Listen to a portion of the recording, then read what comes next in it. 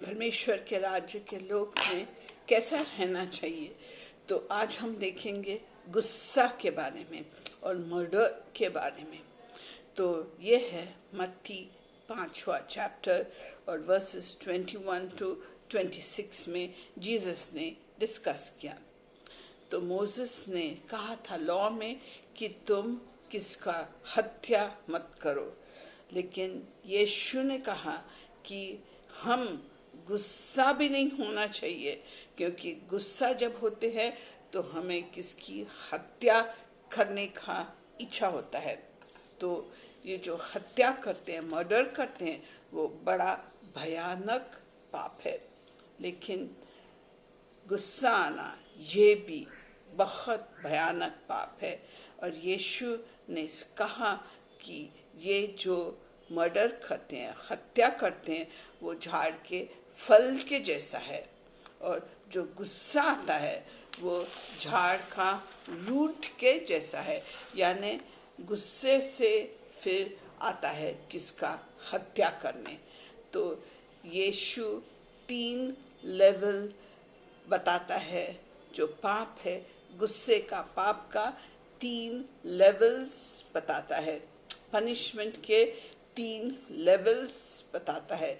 जो सजा मिलती है गुस्सा आने का, उसके 3 लेवल्स जीसस बताता है।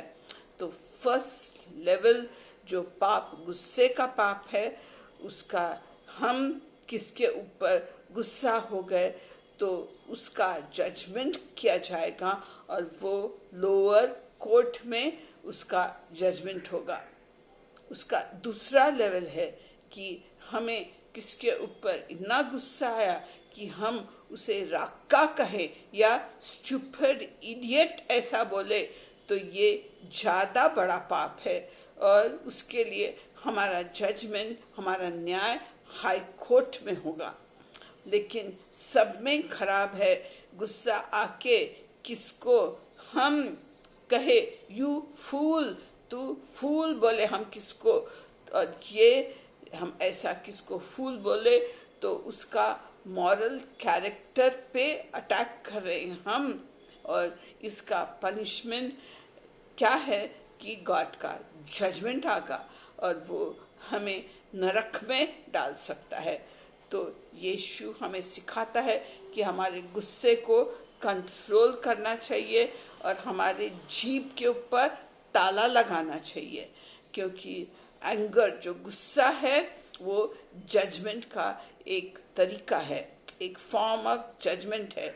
और हमें किस पे गुस्सा आया तो हम लोग को जजिंग कर रहे हैं और ये हमें परमेश्वर के जजमेंट के पास ले जाएगा।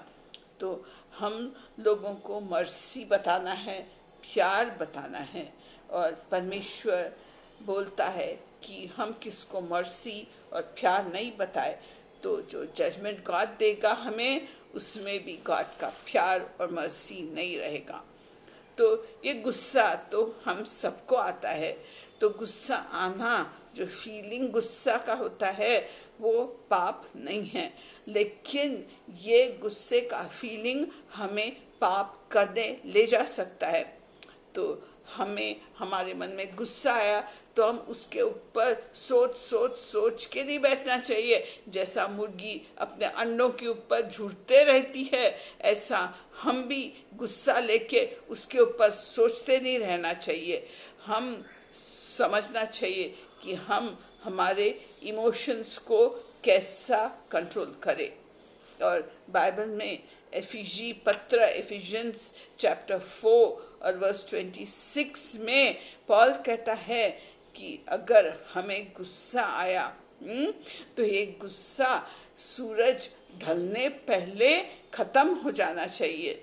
तो हम परमेश्वर की आत्मा से, परिशुद्ध आत्मा का हेल्प लेना चाहिए। और ये फल जो है हमें, वो सेल्फ कंट्रोल का फल हमें डेवलप होना चाहिए। तो जीसस ने हमें सिखाया कि अगर हमारी रिलेशनशिप किसके साथ टूट गई है तो हमें बुरा लगना चाहिए, और हमें कुछ किसके साथ प्रॉब्लम है तो ये प्रॉब्लम और ये रिलेशनशिप हम सॉल्व कर देना चाहिए जल्दी से जल्दी में।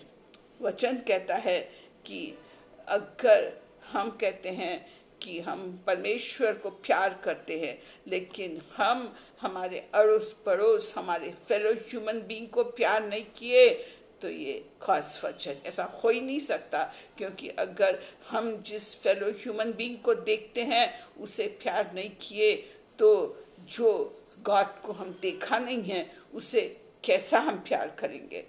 तो गुस्सा आए तो परमेश्वर कहता है कि हम वो पर्सन के साथ मेकअप कर लेना चाहिए। और जीसस ने कहा कि अगर इतना गुस्सा है तो तुम अगर चर्च में आए हो और गिफ्ट दे रहे हो तो वो गिफ्ट दो मत, पहले तुम मेकअप करो ह्यूमन बीइंग से जिससे तुम्हारी दुश्मनी हुई है, मिसअंडरस्टैंडिंग हुई है, उसके साथ मेकअप करो और फिर तुम्हारा गिफ्ट ऑल्टर में दो। तो ये समझना चाहिए कि गुस्सा जो है वो रूट है, झाड़ का जड़ है, जिसका फल उगता है मर्डर। इसलिए गुस्सा बहुत कंट्रोल में रखना चाहिए।